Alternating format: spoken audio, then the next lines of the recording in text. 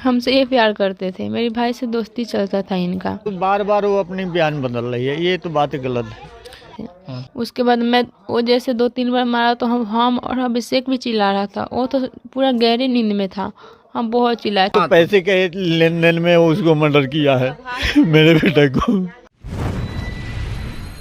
ये हैं अभिषेक जी की पापा। इनको कैसा महसूस होता होगा जिस वक्त इनका बच्चा कमाने योग्य, कंधा से कंधा मिलाकर चलने योग्य हुआ, तब तक इस दुनिया से बिछड़ गया, इस घर का चिराग चला गया।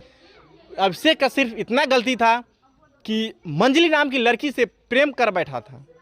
प्रेम ये तो गलत है। मंजली का कहना है, हम लोगों को नहीं कहना है, मंजली का ये कहना तो बार बार वो अपनी बयान बदल रही है, ये तो बात गलत है। क्या आप क्या कहिएगा जो आपके ये तो हाँ, पैसे के लेन देन में उसको मर्डर किया है मेरे बेटे को। मर्डर हुआ आपके मंजली लड़के तो वो बोल रही है, बाकी ये गलत बोली है। बाकी वो पैसे के लेन देन से ही मर्डर किया है। वो बार बार वो पैसे देता था उसको, पैसे लेने मांगा है तब उसका मर्डर किया है। अच्छा, तो सबसे बड़ा खुलासा अभिषेक जी के पिताजी कर रहे हैं कि पैसे के लेन देन में हुआ है। ऐसे तो नहीं मर्डर की ये ऐसी कर देगा कोई प्रेम में। अभी वो दिल्ली में रहता था तो यहाँ प्रेम कैसे करता था है? वो मेरे साथ 24 घंटा रहने वाला लड़का, कभी फ़ोन पे बात नहीं होता था।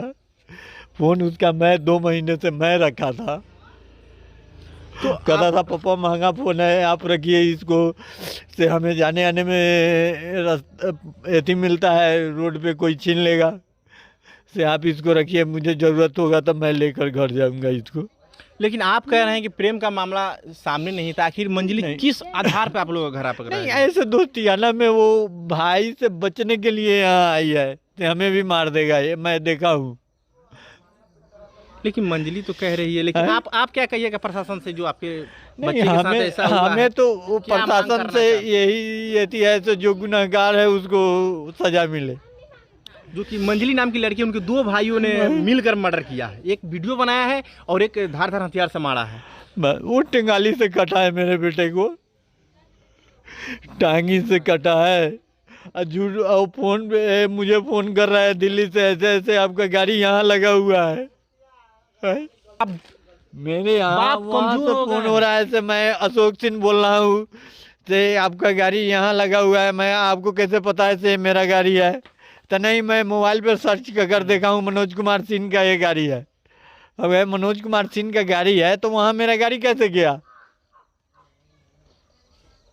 तो ये जांच का विषय है और अभिषेक जी का मोबाइल भी अभी चालू है। ये अभी 6 तारीख को वो यहाँ पहुँचा है, आज उसका पेपर था लास्ट BA पार्ट 1 का। चल रहा है पेपर। यहाँ वो आज पेपर देकर परसों वो गाड़ी पकड़ने वाला था, जो कि टिकट हो भी गया था। है बस से जाने वाला था वो। आप प्रशासन से, सरकार से क्या मांग हम करना तो यही मांग करते हैं उसको गिरफ्तार करे, उसको सजा दिलाए। हमें कुछ नहीं चाहिए, बस उसको सजा मिल जाए, हमें सब चीज़ मिल जाएगा। आप देख सकते हैं एक बाप का दर्द है। जितने भी प्रकार के वो अपराधी हैं, अभी वो खुल्लम खुल्ला घूम रहा है, खुल्लम खुल्ला घूम रहा है।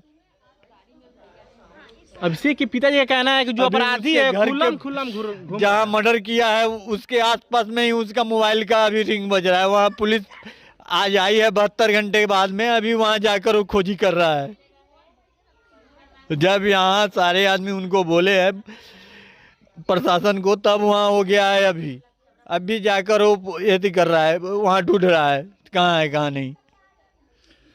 तो कहीं ना कहीं बिहार सरकार की भी लापरवाही है इसमें, जो कि अपराधी का यदि होगा तो वो अभी 10 मिनट के अंदर में केसरिया से यहाँ आएंगे। 7 घंटे के बाद वहाँ पहुँचे हैं प्रशासन, 7 घंटे के बाद घटनास्थल पे। हम दिल्ली से चले 5:30 बजे, लाश उठा रहा था वो, मुझे वीडियो कॉलिंग कर दिखाया गया, से अभी आया है प्रशासन, अभी उठा रहा है।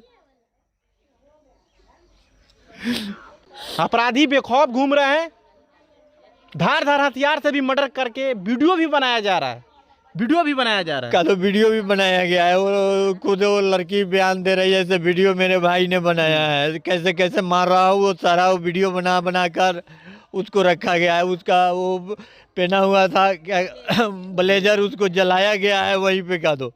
वो खुद बोल रही है तो मेरे भाई ने पूरा जला कर एती किया हुआ है उसको। फिर हमसे खाना बनवाया है, फिर खाना मुझे भी मारा है और खाना हमसे बनवा कर खाकर तब वहाँ से गया है वो। और केसरिया थाना 72 घंटे के बाद अपने कार्यशैली पर ध्यान दे रही है। कहीं ना कहीं प्रशासन भी भ्रष्ट है, मौन है, क्योंकि दारू पकड़ने में और बाइक चेक करने में तो प्रशासन माहिर है, लेकिन अपराधी को पकड़ने में साफ फेलियर है। भ्रष्ट प्रशासन और सुशासन की तो और सरकार में हो रहा है क्राइम।